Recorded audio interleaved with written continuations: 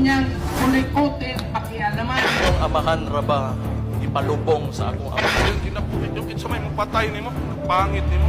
Bakit ba galit na galit ang pamilya Duterte kay President Bongbong Marcos? Bakit milyon-milyon ang kanilang ibinabayad sa mga bayarang vloggers na gaya ni Trixie Angeles, Byron Cristobal alias Banat B, Claire Contreras alias Maharlika, at Lisette Chu upang siraan ang Administrasyong Marcos? Simple lang ang sagot dyan. Rewind tayo saglit at alamin kung kailan nagsimula ang atake ng mga Duterte kay BBM.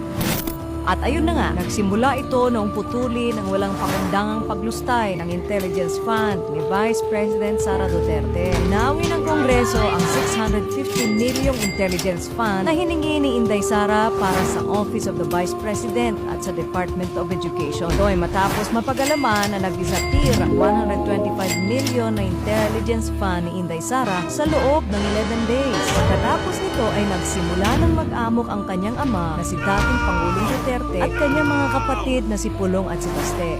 Lalo pang nagwala mga Duterte noong imbestigahan ng mababang kapulungan ng mga fake news ng Sunshine Media Network International na pag-aari ng kanilang best friend na si Apollo Kibuloy.